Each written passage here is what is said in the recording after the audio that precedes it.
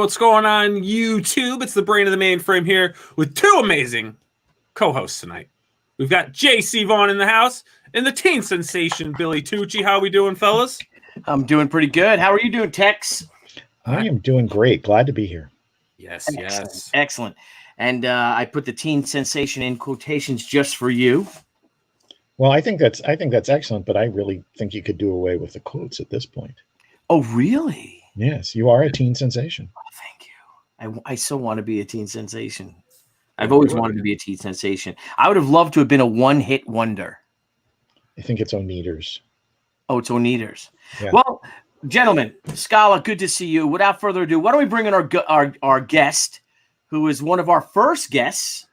Yes, episode 2. One of your best guests. One of our best guests, episode 2. He's also been on a couple other episodes we've done, filling in on our little virtual panels. And we have a great show lined up. It's, we got Winona Earp season 4 premiering. That's out there. We got the comic series. BlackRock has shipped out. The Kickstarter was a huge success. It was a huge success, and it was a great graphic novel. Yep. Mm-hmm.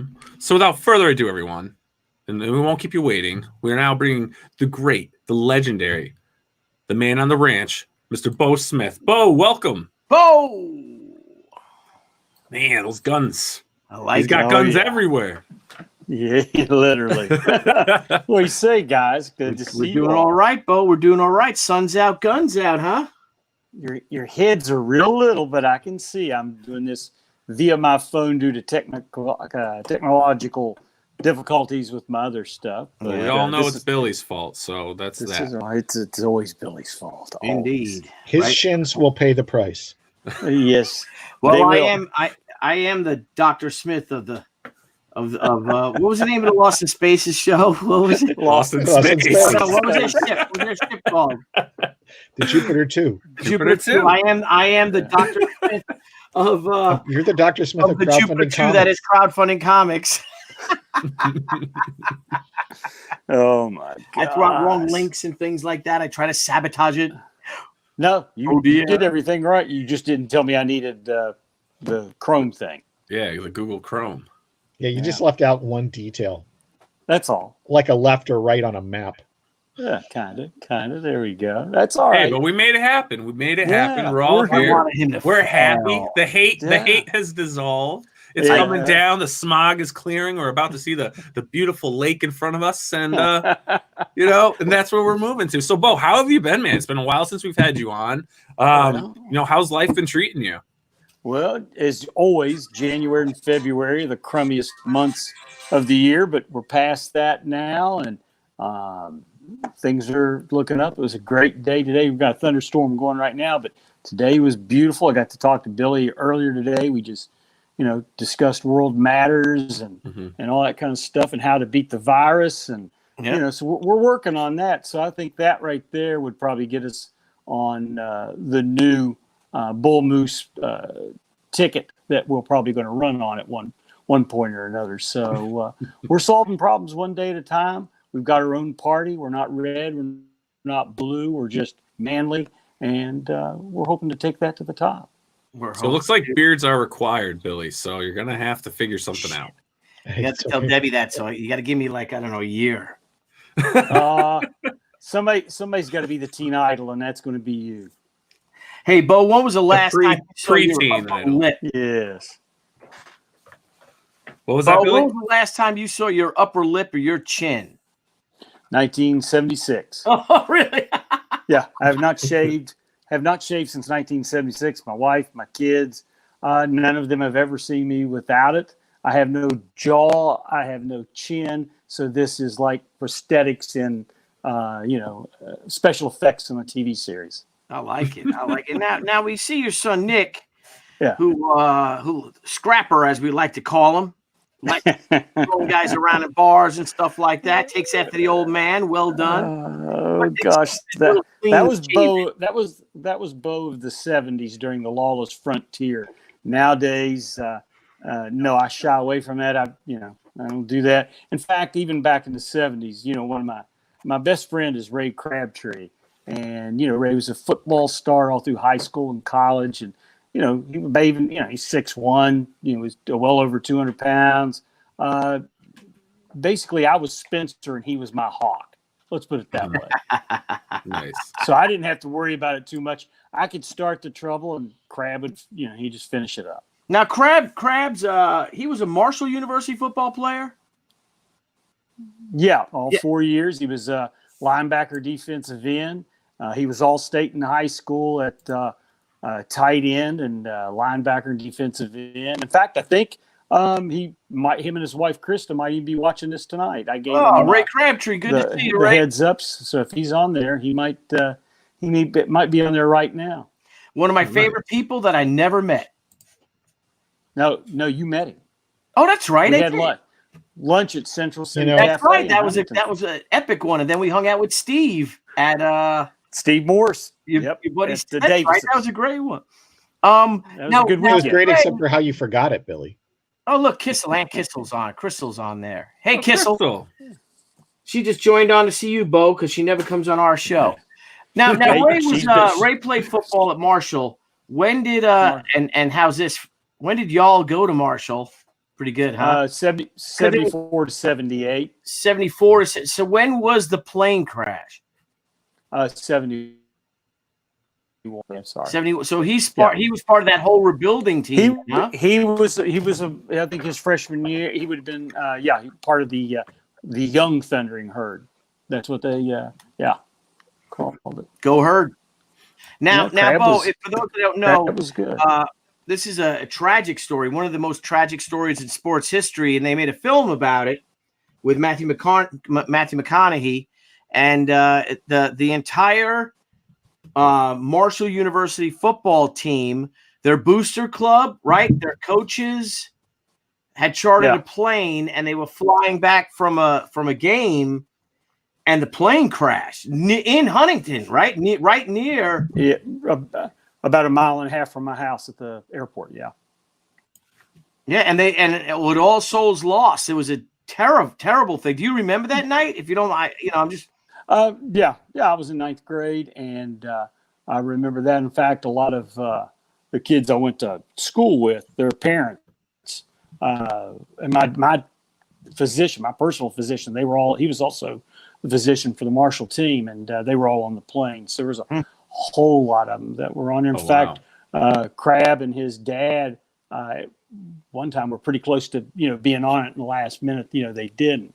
So very thankful for that. But that's something that's affected our area and now the whole country. And if you wear your Marshall colors out and about when you're traveling across the country, people know who you are now. So unfortunately, it's for something tragic like that, but the rebuilding and how the community came together has outshone a lot of the tragedy through the years. It's really uplifting the way the community embraces the Marshall University. Yeah, and Marshall, and Huntington, West Virginia it's a college town, but it's a small town, beautiful town. You took me around; that was great. And what I love about it is, I guess it was 95 when they won the national championship, right? And they took the goal. Yeah. I get emotional about it, because all my football gear is all from you. Thank you, buddy. I wear, my Marshall stuff. That's my college team. I went to a fashion college, so that was my team. I really thought FIT had a great football team, Billy. Yeah, they had a really good basketball team, but the rumor was they were all security guards.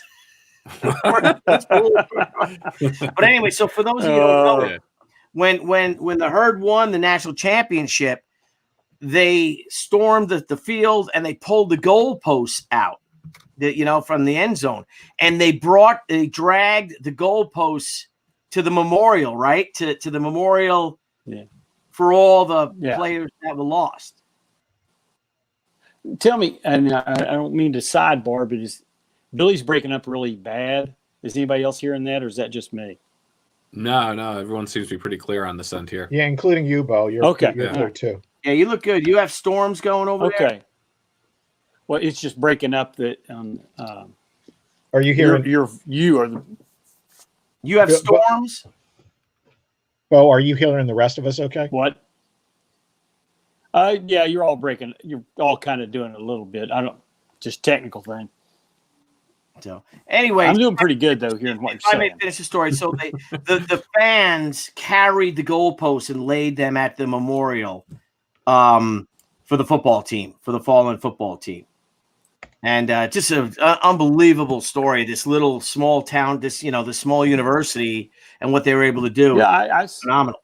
I suggest if people get a chance to to watch We Are Marshall, and they'll get a real good idea. They filmed a lot of it just about a mile from the house here, and a lot of just basically everywhere I grew up.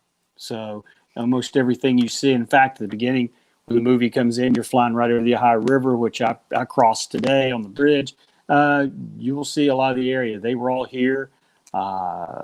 Matthew Fox, McConaughey, all of them, and it was really neat. It was, and a lot of people that I know here in the area were in the movie as extras and stuff. So it was pretty neat.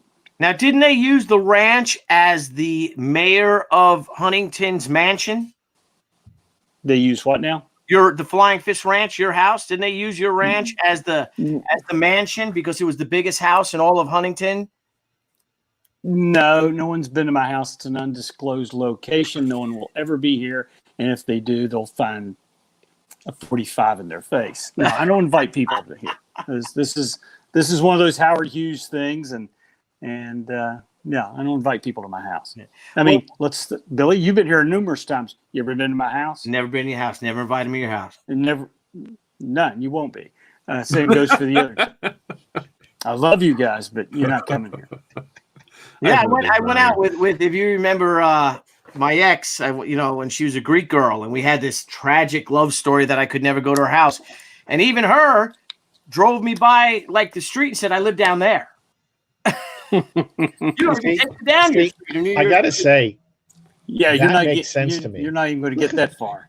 Yeah, not even get that. So, Beau, growing up in West Virginia, your love of the Old West, your love of history, your love of all cool things like monster movies and things like that, horror and stuff, that must have all played a part in the creation of Winona Earp. Yeah, it truly did. It started in I'd say roughly about 6th grade because I was fascinated. I read a book about Wyatt Earp and the OK Corral, and it was in our school library.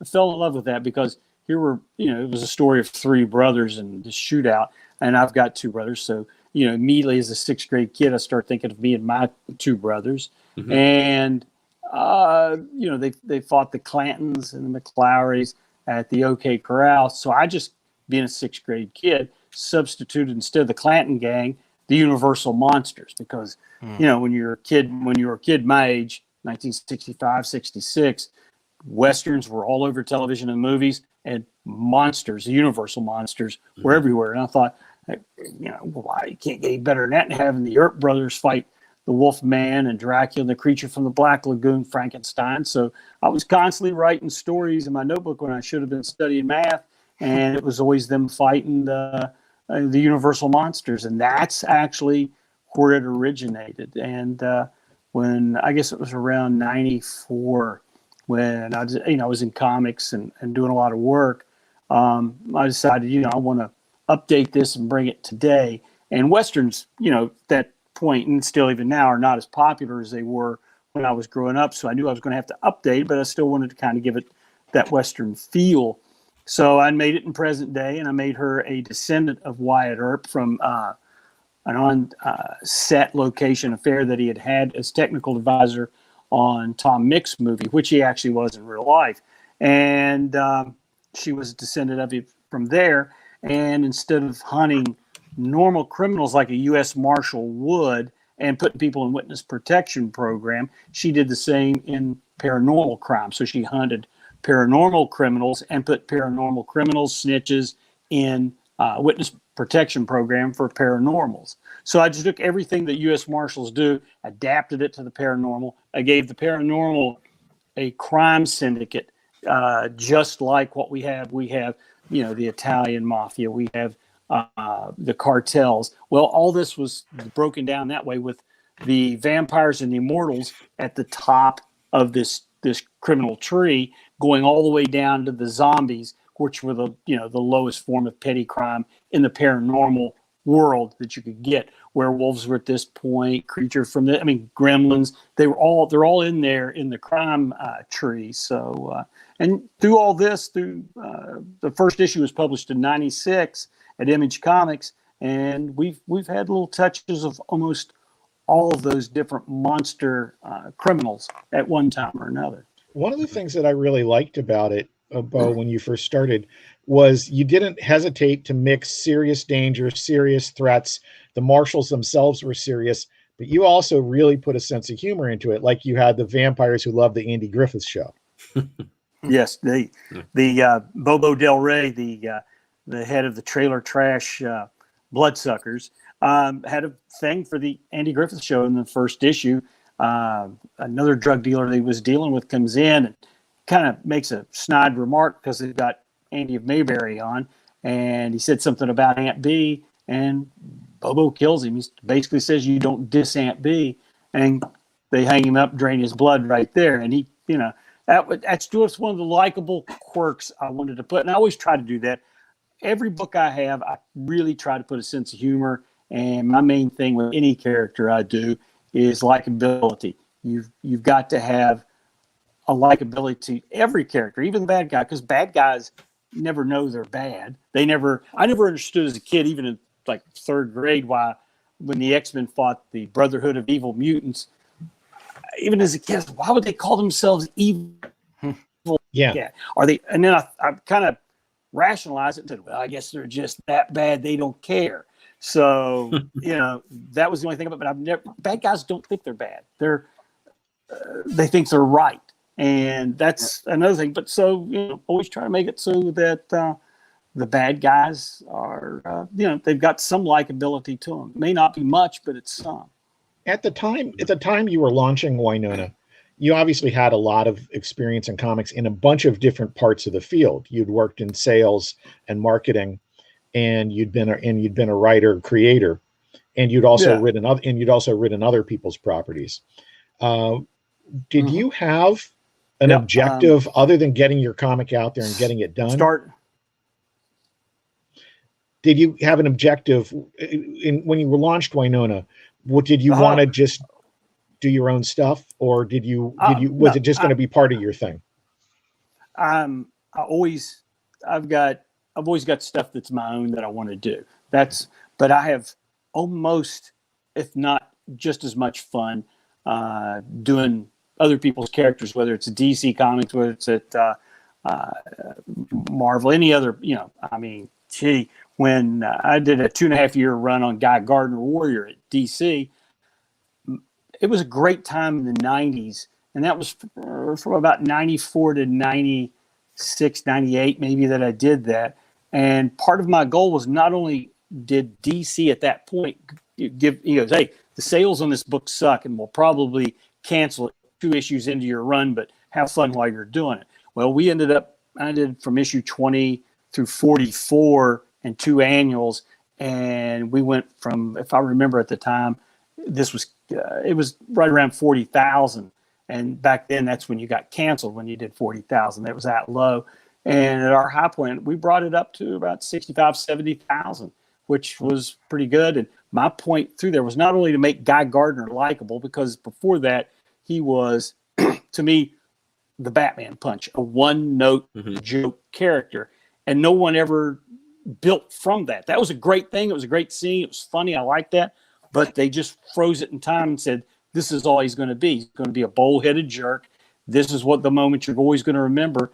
And I'm thinking, man, if you're going to write, you got to keep moving. You just don't, okay, I'm 15 years old. I'm going to stay here for the rest of my life. That just doesn't work. And I wanted to make Guy likable, and I also wanted to explain why he was a jerk before. And I think we did that. And part of my other goal was to get as many DC characters guest starring in that book, whether they were obscure or whether they were Superman, as I could. And with issue 29, where we had the big Welcome to Warriors bar, you can get in there and you can count tons and tons of DC characters. And the best part is trying to guess who the obscure ones are. So that issue, I did that with Phil Jimenez, did the art. Oh, yeah. Just did incredible job. And it was one of the most fun things. DC got behind it. They did a variant gatefold cover. They sent out invitations to everyone to come to the opening of Warriors. It was DC Comics was a very fun place to work in the 90s. There was so much creative freedom. They were behind stuff, and it was just about the comics and the characters. Mm-hmm. Nice. Now, boy, I can hijack a question and take it 8 ways sideways.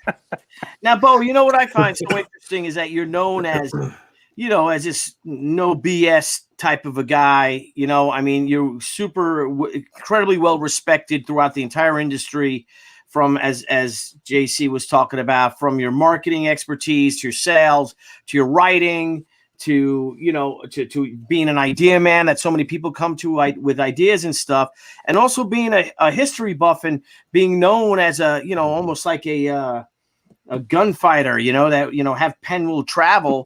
When you created Winona Earp, and this wasn't popular at the time, instead of making it maybe Wyatt Earp the 4th or 5th or 6th, whatever at that time, you went and you made it a Beau Smith, feminist warrior icon. You made Winona. You made a female character, and you did this at a time when Wonder Woman didn't even have her own title.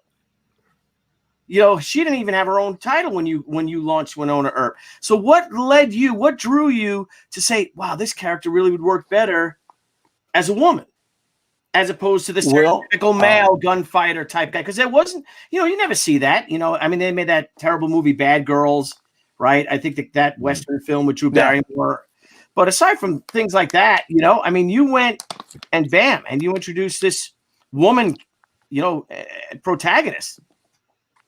My point at that was, you go into the living room, you don't know if you're going to get a boy or a girl at that point, and this time it ended up being a girl. But a part of it was I based Winona's character on my mother, who was one of the most independent, no BS. Oh my gosh, I'm not kidding. Sitcoms could be made of my mother. She was independent, boys. Let me tell you.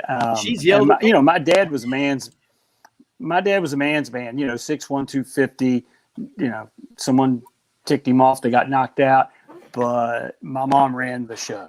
And it was her and my grandmother. My grandmother, her mother, was actually a saint. Totally quiet, reserved, but a saint. So she was based off that, but also wanted to make her female. But when I wrote her in '96, when I created, probably way before that, I also wanted to make her 40 to 45 years old at the top of her game, because not only were women not getting written, I felt correctly, it was during the bad girl type of thing. And Billy, you probably went through this with she getting lumped into that every once in a while by the media, and she was anything but a bad girl of that era.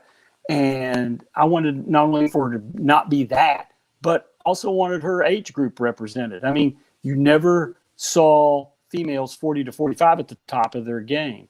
And when this became a television show and we were going back and forth with things with showrunner and writer Emily Andrus, her idea was to flip this and not make her 40, 45 at the top of her game, because, by then, that's 4 years ago. Times have changed. Women were being accepted, slowly but surely as leads. But she wanted to make her young, 27, just breaking into Black Badge, and a total mess. I mean, new at the job, going by the seat of her pants. So it worked out wonderfully because they already had the ending of the book, so to speak. And this way we could start at the very beginning, the origin, so to speak, when she was brunette before she was blonde. And just so in case you ask, in the future, there's going to be a major storyline explaining why she has blonde hair. And it's not a cosmetic thing. It's actually a very serious change and the reason why. So that'll be coming up hopefully in the near future. Very cool. We have a question from Brian Blevins. He says, Crowdfunding Comics, can you ask Beau if he thinks Winona would have had the same success in DC that it did at Image? image of, do you think that certain publishers have niche image, or do you think that certain publishers have niche markets for certain story types? I worked at DC, and it was about that same time. So I mean, that very well could have happened if they were doing if they had accepted as a creator-owned book. I believe there would have been changes that they would have wanted superpowers for her and things like that. Whether it would have been successful, as successful, I don't know. Numbers wise, yes, just being a DC book at that point, it would have been higher sales numbers for sure. But would it have its cult following? Would it end up being a critically acclaimed cult followed book? Would it have ever been picked up as a television series? My guess would be no. Mm-hmm. But especially in the 90s. But that's just a guess. The sales numbers would have been better, but I don't think it probably would have had the outside the direct market success. And I don't think, this is second guessing, of course. I don't think it would have had the internal support that you had on Guy Gardner. And I don't think you would have had as much freedom there as you did being a creator-owned book. Mm. Well, yeah, if they would have taken Winona as a creator-owned thing, yeah, it would have been okay. But who knows if they would have asked for a piece. If I would have just created it as a character in Guy Gardner and didn't have shared interests. So some of the characters that I created at Guy Gardner, I have created. I've got a piece of. I've still got contracts on that. So I own DC owned Buck Orgo and the Monster Hunters, Sledge, a few others. That was another thing they were doing at the time, which was really neat and kind of different. I don't believe they're doing that right now. But yeah, it would have been a different book. It had sold more, but I don't think, and I'm just guessing, I don't think it would have touched as many hearts. Yeah. Let's put it that way. You don't think it might have the longevity it's had now, right? With the way it's grown throughout the years, and what it's been adapted to. And would it have ever landed on the cover of Overstreet's Fan? Hey, it depends on who, you never know. Here's the other thing. If it would have been a DC and it would have been a success, I'm sure it would have been like me trying to hold on to something during a hurricane, because when something is a success at Marvel or DC, right or wrong, depends on your contract. If it's a success, it's going to get pulled away. When Guy Gardner started being higher numbers, all the other editors wanted to borrow the character. And I always said the only weapons he could morph in his body and hands were that of ancient immortal warriors. It would be a bow and arrow, it'd be a tomahawk, a mace. But they had a chainsaw, they had an egg beater at one point when they borrowed the character. So I probably would have come up across that at some point with changes, and I would have looked at the issue going, oh man, how did this happen? And, and usually, to be honest with you, in that run of Guy Gardner, I beat them to anything on Guy Gardner. I had him, one issue, I had him turned into a woman. I had him sleeping with different people. I had his mother come and spend the day. The whole issue was fighting off giant Gorilla Grodd and his monkey henchman and his mother. So, it would have been hard for them to top the insanity that I, threw out there. That's crazy. So how did you get approached for a TV show? Oh, good question. Did you hear that, broke Beau? up? No. So I'm saying, so how did you get approached for the TV show? Because it was brought to you, right? Someone wanted to adapt it. Yeah, that's an interesting story and origin, because in '96, when the first issue came out at Image Comics, and we did it through Wildstorm Studio, Ted Adams, who the former CEO of IDW Publishing, now CEO and publisher of Clover Press, always believed in it. I mean, he called me that first week and said, Beau, this needs to be a TV series. And this is back in '96. He said, this needs to be a TV series. He saw, and this is pre-Buffy.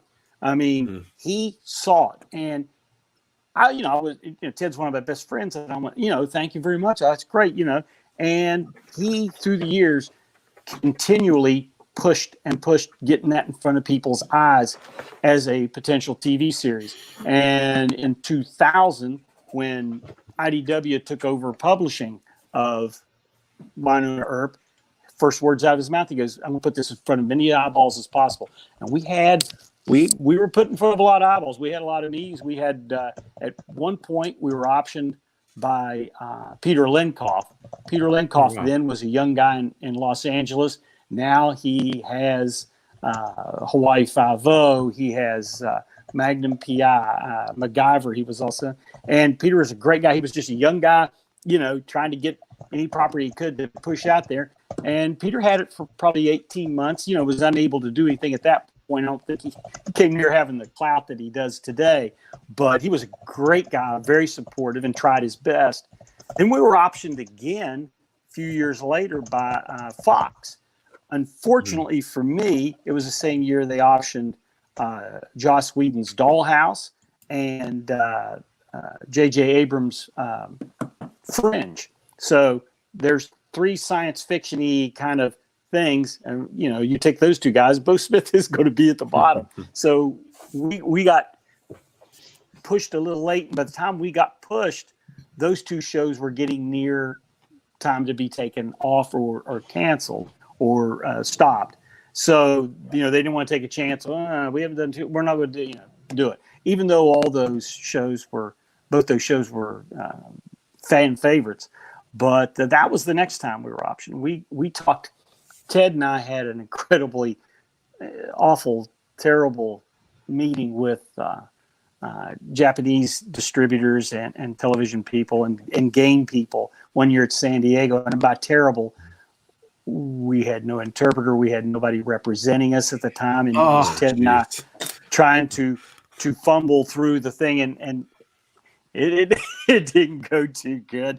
And trying to explain Wynonna Earp to these gentlemen who didn't exactly understand everything we were saying.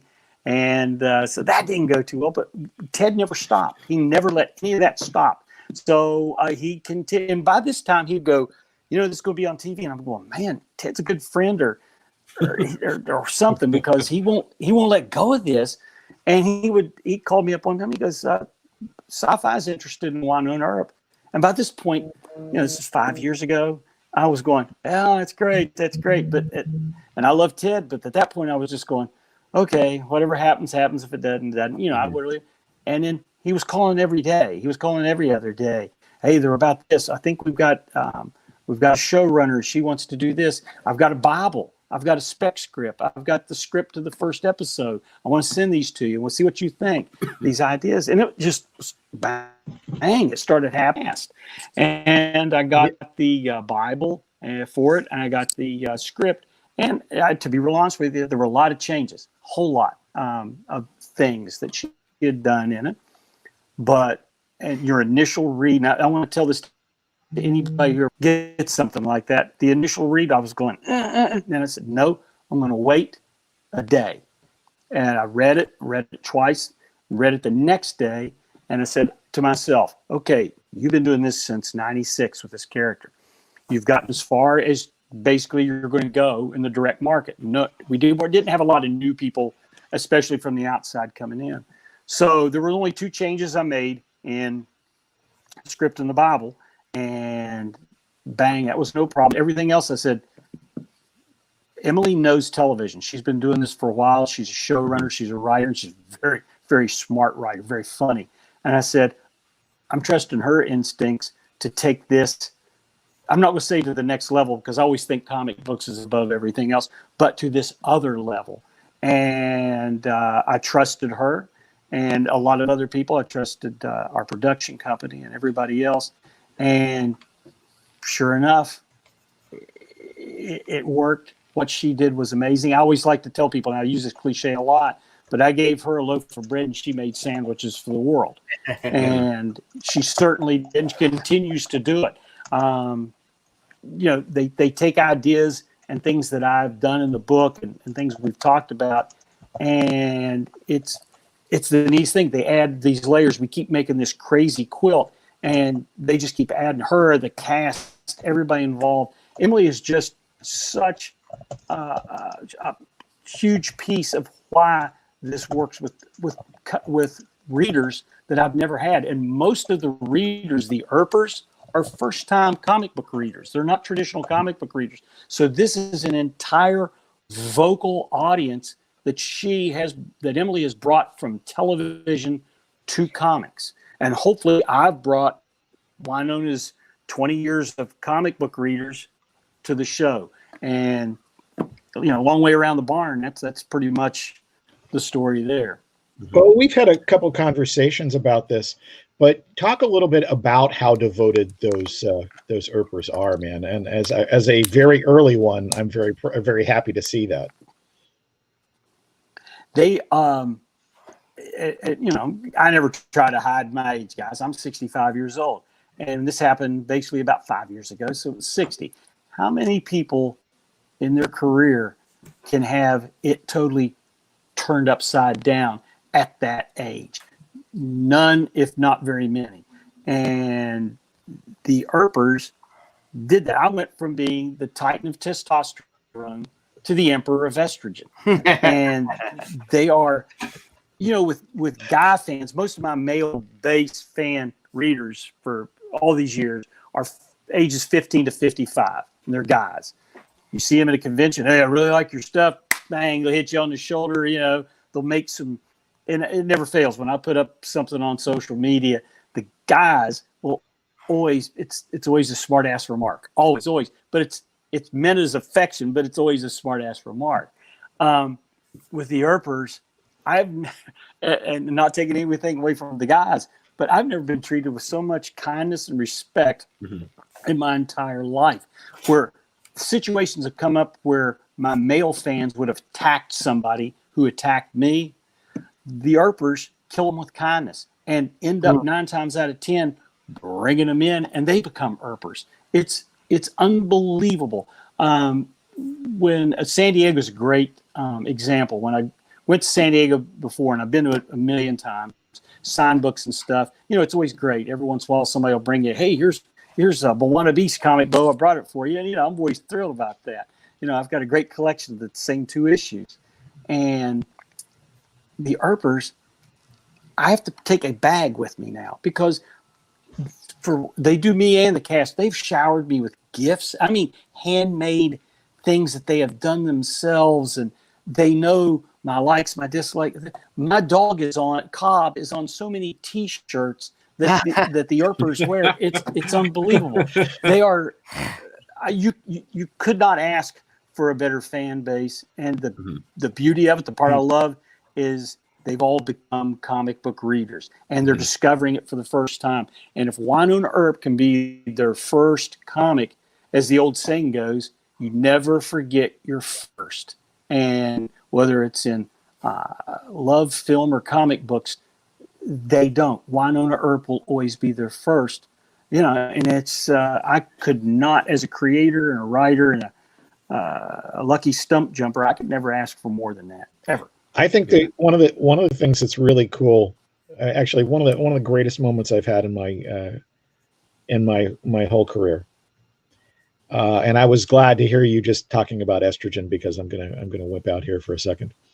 Was that first year at San Diego at the IDW booth with you, with the cast and stuff like that, man. To see you have a line like that, I got teary-eyed, man. I didn't want you to see it, man. I really was so proud of you and so happy for you, because you're a guy that's been in the trenches. You've never put anything less than 100% into the projects that you've done, and it's your personality is what made me a fan, because Guy Gardner is a perfect example, because I thought of Guy Gardner as the one punch thing, a one trick pony, and you changed that. So that's why I was so open when Wynonna came along. So kind of most of it except for the end. The end was he's lying, you man. He's lying. The end is that your personality is what made me open to checking that out, where the character had been a one trick pony. Well, I appreciate that, Jeff. And I mean, I was, I'd never had lines like that, except when I did the sign. I worked for Brian Polito doing the Undertaker comic for 11 issues. And the Undertaker and I did a signing at San Diego. Oh, yeah. And we had 1,500 people. That was pretty long. I remember that one. He was such a gentleman and such a nice guy. He put me over, as they say in wrestling, with that. We sat down, and he was in front and I was beside him. He goes, no, Beau. He goes, you get in front. He goes, yeah, most of these people are, they're wrestling fans and they're here to see me and they're going to, get these books signed by Beau. He goes, but you talk to them first. He goes, then send them to me. He goes, that way you can talk to them. You tell them about the comics. You do he looked at me. He goes, you do that cowboy thing. And it worked. He was great. All through the thing, he would stop every once in a while. And I would say about every 10 people, and he would pick one, and he was going, now the guy that's writing is Beau Smith. This is Beau Smith. And he was able to list the other books that I had done.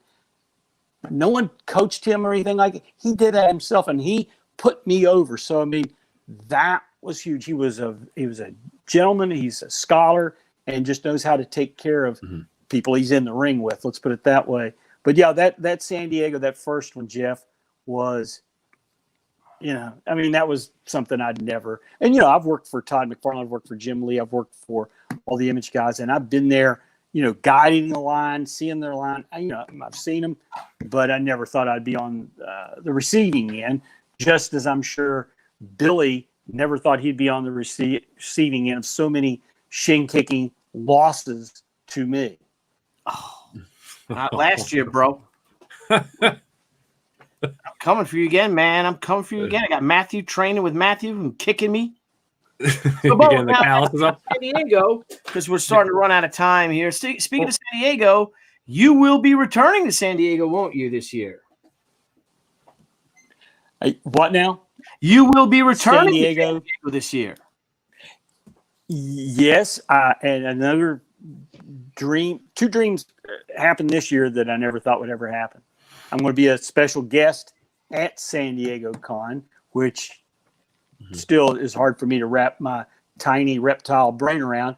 And the other is Wynonna Earp is going to be on the cover of the Overstreet Price Guide for the monumental 50th edition. Two things in my life that would kill 12-year-old Beau if he were go back in time and tell him that he would that would cause him to lose his virginity. That's for sure. Now, will that book be debuting at the Comic-Con, Jeff? It'll debut both at Comic-Con and in comic shops. Wow. That first night, preview night, and Chris Evanhuse, who did the cover. Did I say his name right? Yes, Chris, you said it exactly right. His cover. Niall, can we show that again? Yeah, I'll pop that back up. That cover looks like a movie poster to me, like good movie posters of old. Yes, you're right. And I can tell you, love that. I mean, I can tell you by the time this thing comes out, I expect to have a poster-sized version of this in my office because it is just a beautiful piece. It's everything I asked for. He on Facebook today, he posted the rough I rejected. He gave me two that it was just an incredibly tough decision. He says he thinks I picked the right one. I think I picked the right one, but the other one's just so cool too. He's an incredible artist, and he really brings a lot to whether it's the stories Beau has done on his own or with Tim Rozon and everything else. His Wynonna is just killer. Oh, Chris and Tim Rozon, my co-writer on Wynonna for the bulk of it, and so is Melly Scrofano.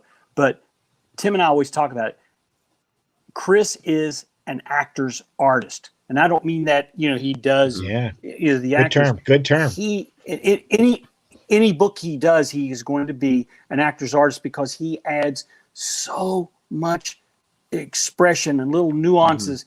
If Tim and I have talked about this before, if there would have been a Steve McQueen comic book. Now, if you think about Steve McQueen as an actor, it wasn't in long dialogues. He didn't do big monologues.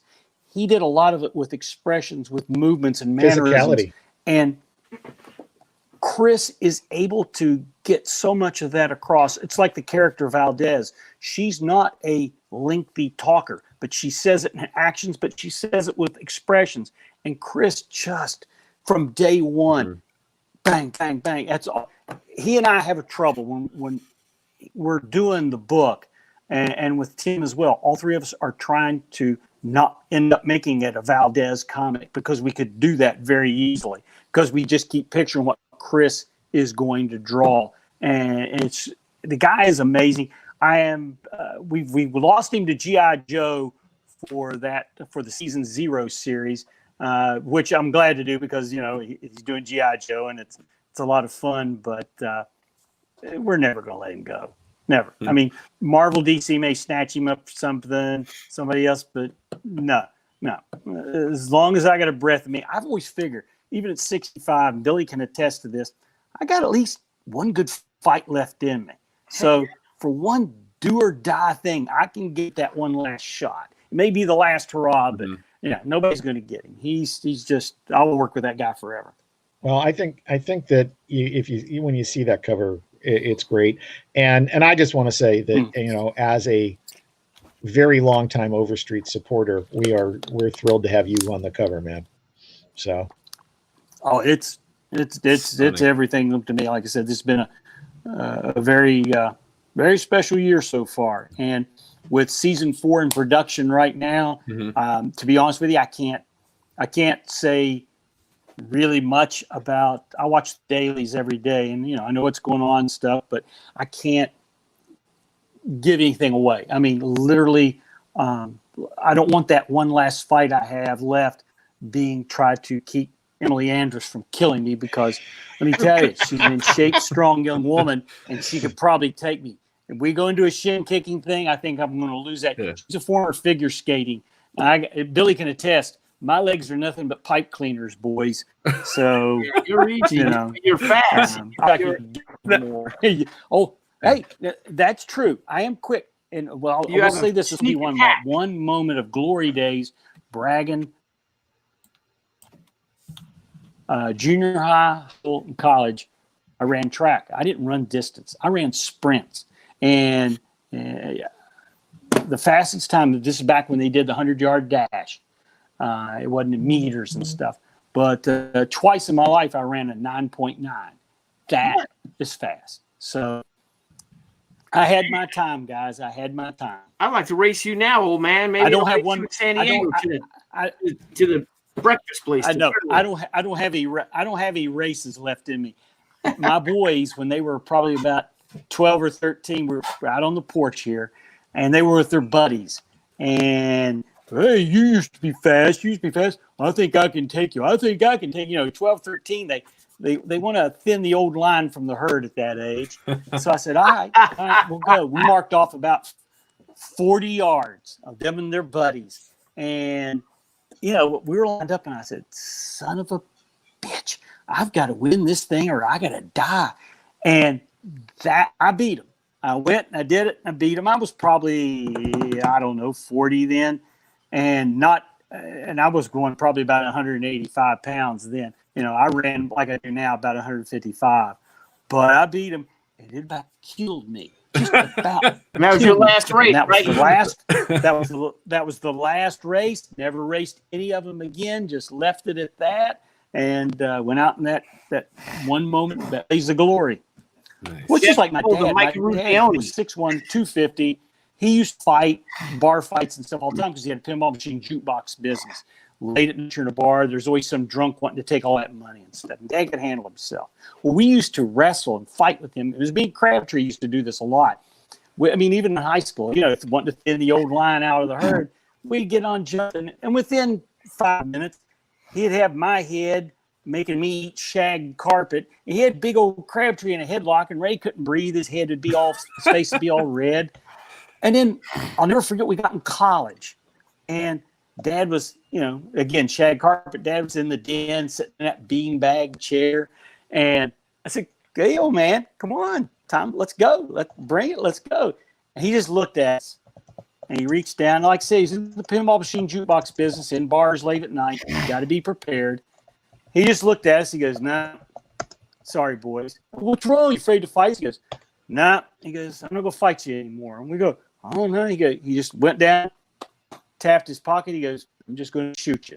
Dad always carried a gun. So, needless to say, we didn't challenge him anything after that. So that's where I'm at in my stage of life. If Nick, Dane, and Brad want to, do that tussling, and they got too much energy, they're like Billy. They never stop. I just have to shoot them. There you go. Shoot. Now, when you were on the show last with Tim, I know that season 4 was in question, but the Earpers and everyone stood by and really pushed with this. I mean, if you don't mind me asking, that was it seemed like quite a roller coaster of events. But what ended up getting you there in getting season 4 back in production or into production? The Earpers did it. You're 100% now. They did it. 100% they did. Engineered, doing billboards, their social media. Times Square, they took a billboard out. Incredible. Beg your pardon? In Times Square, New York, they took a billboard out. In Times Square. Oh, not only did they take a billboard, they ended up, there was 100 different billboards they put up in New York, Times Square. It's just incredible. Again, as I said earlier, they are the reason we have season 4. They truly are. We needed money to be able to do this. There was no money to be had, and they made that happen. They have made it happen since day one. Yes, our cast is great. They do a wonderful job. I can think of no one else that could play Wynonna Earp like Melanie does. Emily already sang her praises. Nobody could take that germ of an idea of mine and make it into this incredible show that would hook so many people.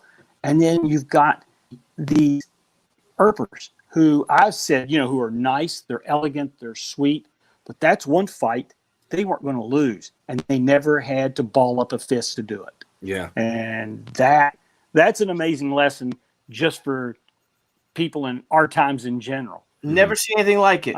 Ever. I don't think has that ever happened for a show that the fans actually got it back in production. Yeah, actually it happened with the third season of the original Star Trek, but it's been a very long time since that. Also, second season of Jericho, which unfortunately was interrupted by the writer's strike.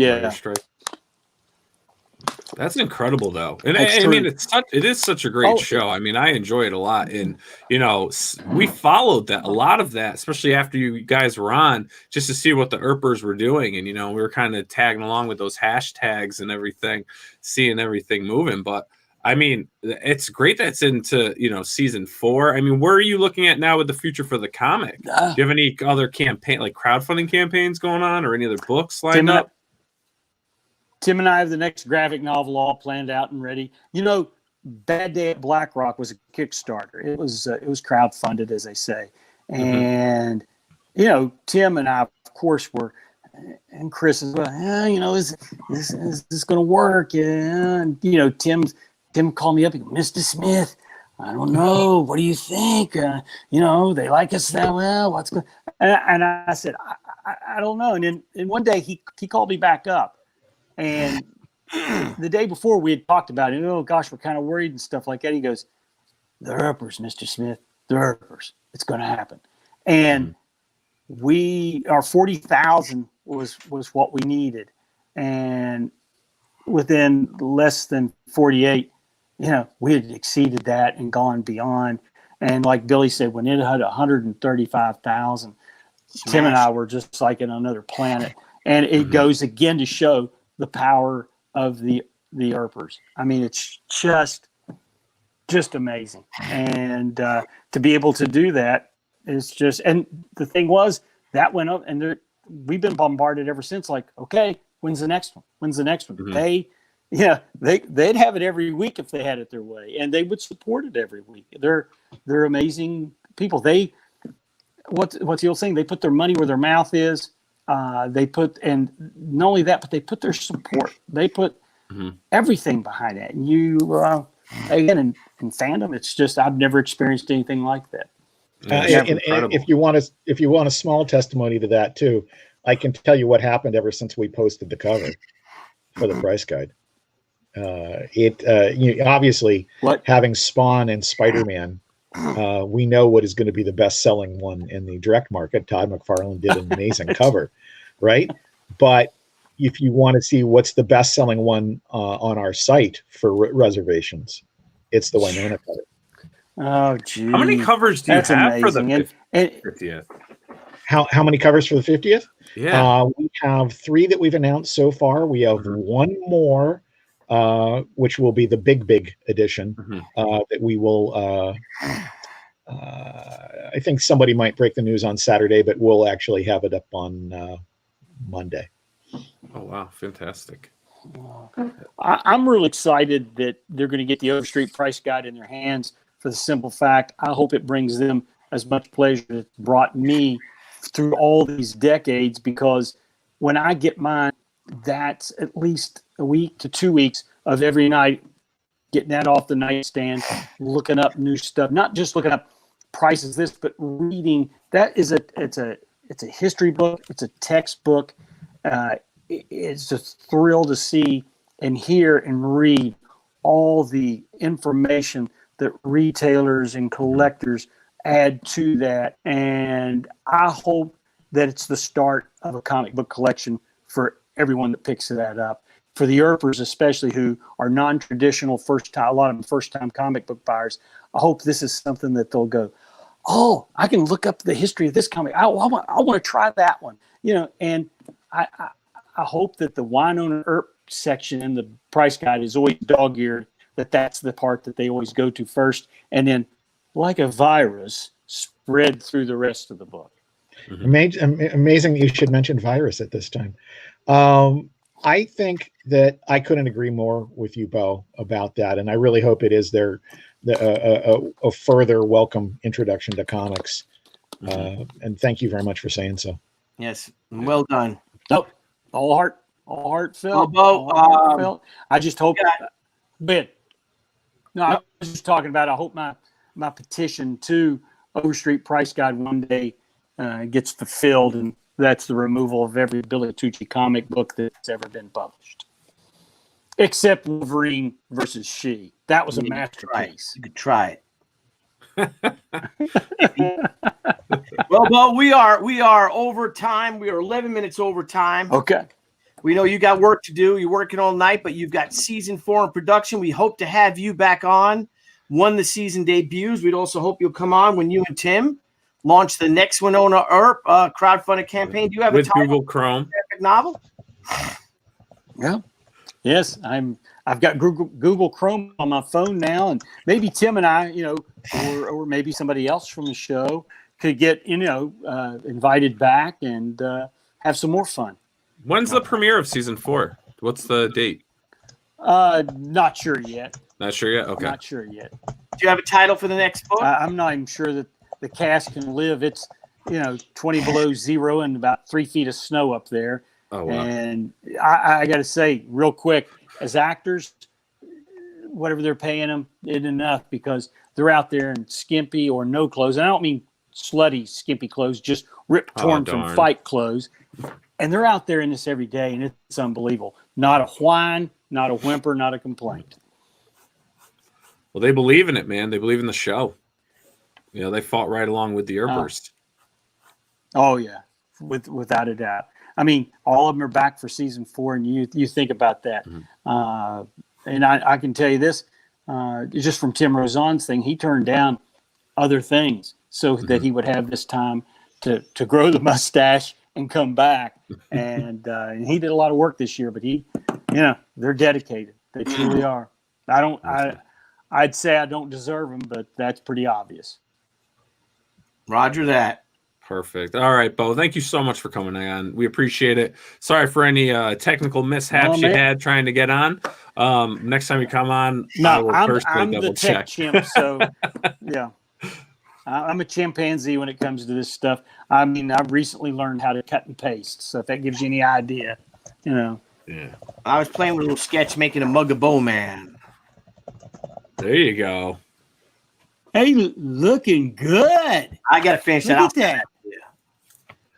You inspired me. Put that back up. Put that back up, Billy. Let's get you on full screen here. I should have had the Bawana Beast sketch that you did for me here. Oh yeah. Nice. Look at that. Look at this. Oh, Look at that. or what? Man. He's hovering. There's muscles on his muscles. Beau man. Look at The that. beard has muscles. I like it. Yeah. Having some trouble with that chin. I think I made your shins a little thick too, but we'll work on that. Yeah, I think the shins are a little thick. I guess leave it. All right, guys. Well, listen. I like my characters to be realistic, Billy. I know. See you guys. Have a good one, Beau. Thanks for joining us tonight. All right, gentlemen. Another great show. Another great show. Yeah, because we got work to do. Niall, who we have next week? Oh, many people next week. Many people. It's a Can we secret. Now you want to wait. It's a secret. Is it a secret? It's a secret. I really can't wait to start our next. My idea that I don't know how crazy you guys are about it, but I really want to do the crowdfunding box office returns for the week. Wait a second. Anyone in the chat, what do you think he's talking about? Crowdfunded Indiegogo and Kickstarter box office returns for the week. That's not. No, see now you've spelled it out. You absolutely just sabotaged the poll, very Billy. sneaky. You're very sneaky, Mr. Tucci. Eric Larson is not next week. It's the week after. Eric Larson is not next week. The week after. All right. Yeah, no, it's Todd McFarlane next week. Yeah, I was looking, Lee. I was looking for where I could find I guess it's time to start watching darts. Because Jeff, curling season is over apparently. Yeah, it is, and it's played in the cold, which seems to embrace the coronavirus anyway. Yeah. So we need to be looking for individual sports played without an audience in the heat. Badminton. Niall, we have Keith Kissaker. First time tuning in. Thank you, Heath. Sorry, thank you, Heath. Oh, you remember a new. If you can, please subscribe. If anyone's in the chat that's new to the channel, please subscribe and click the bell to get our notifications. We do usually about 2 shows a week, sometimes 3, and we have some new exciting episodes that are coming to the channel. Well, I believe you have an overstream coming soon. So what I want to do is I would like for us, and we've all agreed on it. We just can't agree the name. Is that we will go through Kickstarter and Indiegogo, and we will go through various campaigns and see who are winners of the week, who are the losers of the week, see what campaigns are doing super well, see which ones are struggling a little bit, and follow campaigns. And almost like we're watching, we're like almost like don't say poll results. Yes, right, and or the box office returns of the movies for the previous weekend. Yeah, well, just and then so for next week, our Thursday we have 2 guests. Potentially for Thursday, working with both of them to confirm. So I'm not going to let people know that. But we do have Julius Freeman that's going to be on the show, along with Joseph Schmelke and Richard Woodall. And then our celebrity spotlight artist is Mr. Rob Willis. That I think when you guys see what he is, his art is incredible. Yes. In the detail of his work, that's his sequential art. I can't wait. Incredible. Oh, my gosh. Like, did you ever get a hold of him, Billy? No. Yeah, you gotta. I will. I'm gonna put him on the spot. No, I've talked to him too. I think as much as I'd love to draw everything, like Billy's convinced me, I don't have time. I don't have time to do my interiors as much as I want to. But I think I'm gonna really see if I can get, even if that means I have to hold off a couple months.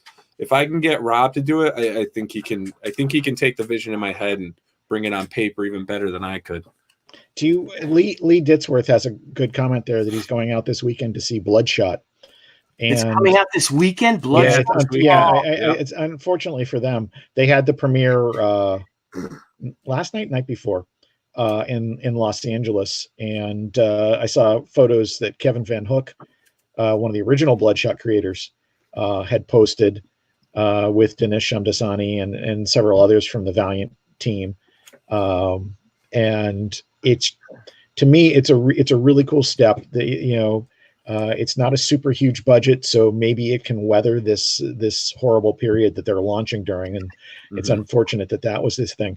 But I'm really excited about it. Valiant, the original Valiant characters were some of my all-time favorites, and really kept me in comics back in 91, 92.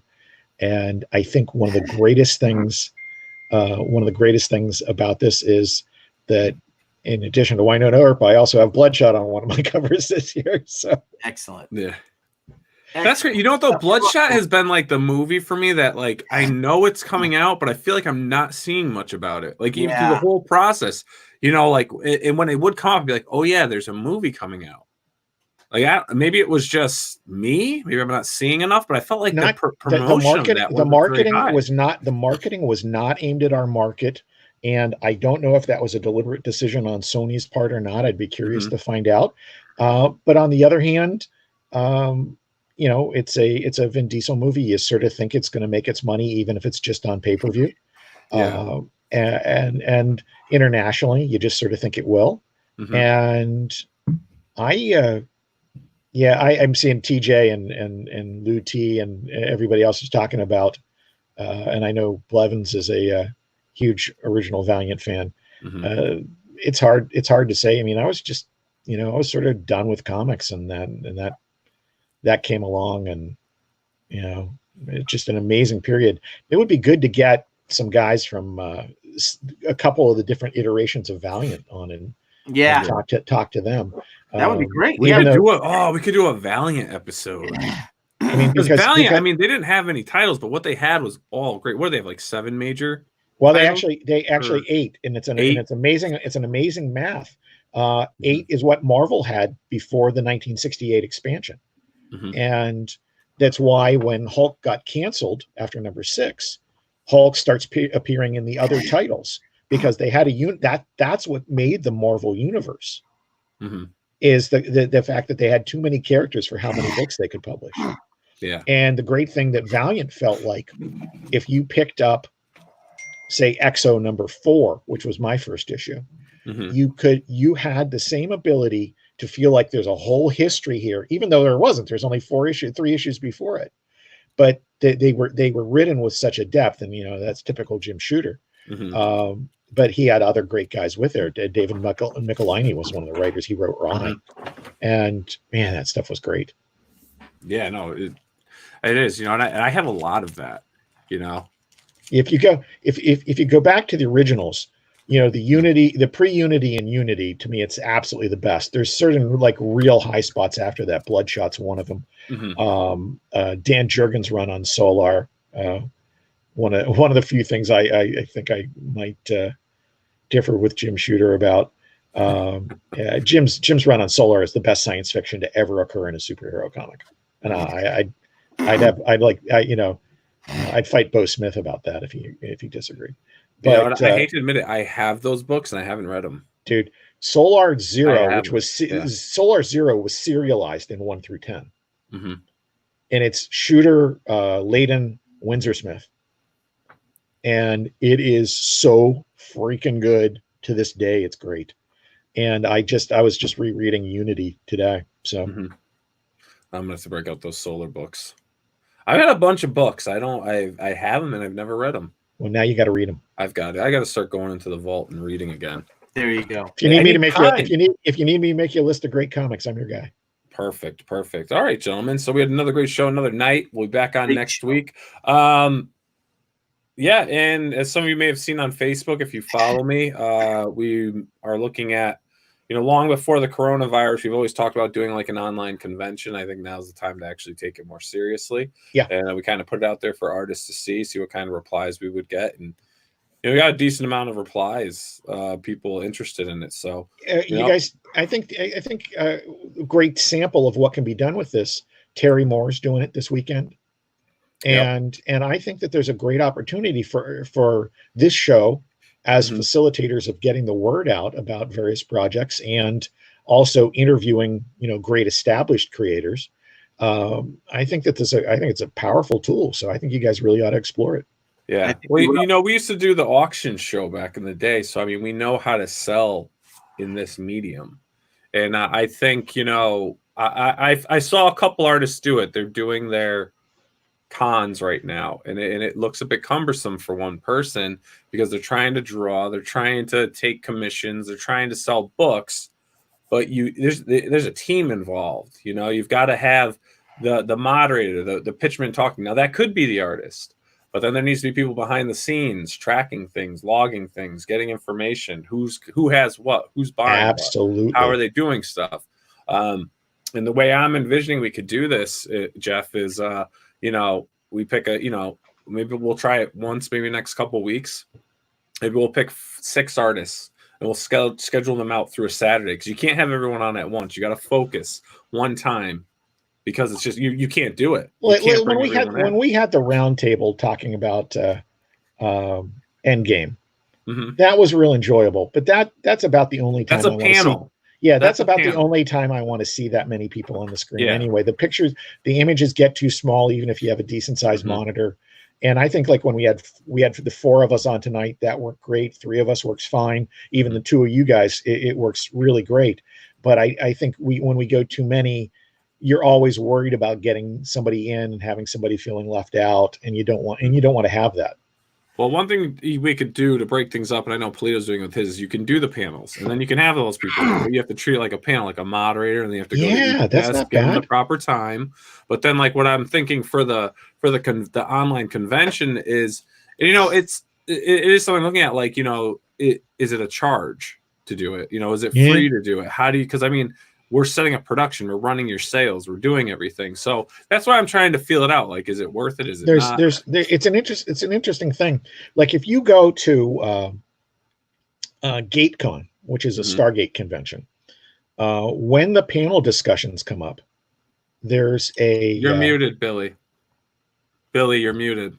Yeah, I'm sorry. I did mute myself. I got to go. All right, buddy. Have yourself a great night. You guys, both of you guys tomorrow. So you say.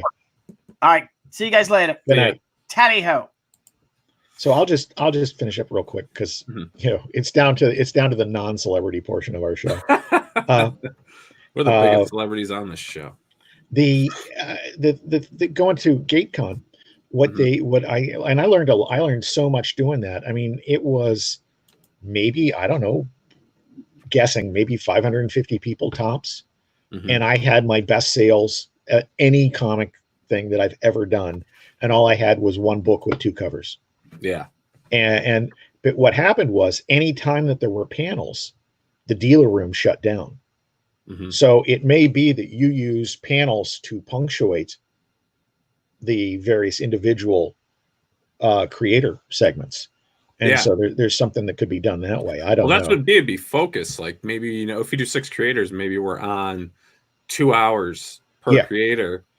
Talking to them, they can do commissions live. Maybe they'll say, all right, anyone that wants like a headshot commission, because maybe that'll only take 15-20 minutes to do a quick commission, you know, it could be $50, whatever. So suddenly it becomes worth their time to do it. And as you're talking about, you got to figure out how to monetize it for you guys. You're talking about them. Yeah. You know, maybe they pay, you know, X amount, or we discuss something at the end, but that's something that we got to figure out. But the concept of it, I think, is cool. You know, it's something we thought about, and Blevins brought it up again, and he actually elaborated on some more, which I won't get on the air about, but you know, I could tell you about it. Part of the thing about this is that we, as like any other community, that we as a community need to look like how we're going to respond to this. If this is some protracted situation, you know, more than what people are expecting now, is there supply chain interruption? Do the comics coming in from being printed in Hong Kong and South Korea, are they delayed? You know, products are not stopped right now, but just the number of people available to do the shipping, is that delayed? Exactly. You know, a lot of people have the product already. They have the product already from these conventions. But for me, what I'm saying is, what I'm talking about is the next few weeks. Oh yes. Okay. What happens if the comic shops don't? And I don't anticipate that. I'm just saying, what if? That's true. It may be really necessary for those of us that love this thing to keep up the enthusiasm and get out there doing that. By the way, I'm not predicting anything, because I think predicting during this thing is a fool's errand. Oh yeah, I think but so. But just wash your hands, everyone. Keep your hands clean. and just stay safe, and particularly if you're at risk, or stay away from the elderly. or know somebody is, don't take any chances with that. Exactly. All right, Jeff. Well, thanks so much. So happy you were able to join us tonight. Yeah, man, it was great. I wouldn't have missed it with trying out the new camera and everything. So thank you very much. And yes, and thanks for the technical advice. And you're welcome. And congratulations on yet another great show. So I'll talk to you guys later. Sir. And everyone, just one more time, check out that beautiful Winona herb cover. 50th edition. We've definitely got it. Once you got on sale July 22. You can get it. You can get it right now on our website, advance order. I will say that we always encourage people to go to their local comic shop retailers. We don't offer free shipping. That's one of the ways we encourage people to go to their local retailers. It will be in the April previews, which goes online. I think it's next Friday, and then in previews the April previews be in comic shops the following Wednesday, which I think is the 25th. Nice. Excellent. Perfect. All right, my friend. Thank you so much. Have a great night. I will be in touch because I have some ideas I want to bounce off you. And there we have it. Another episode. Beans. See you guys later. All right. Bye. Have a great one, everyone. Hey guys, thanks again for tuning into Crowdfunding Comics. We look forward to hanging out with all of our crowdfunding fans every time we go live. And don't forget to click the link below and subscribe to our channel. And there's a little bell. You may want to hit that too. This way you get all the great notifications when we go live and when we upload some awesome content. You want to follow us? Sure, go right ahead at Twitter at CrowdFundComics with an X, Instagram Crowdfunding Comics, and Facebook at Crowdfunding Comics. Till next time, crowdfunding fans, we'll see you soon. Good night, everyone.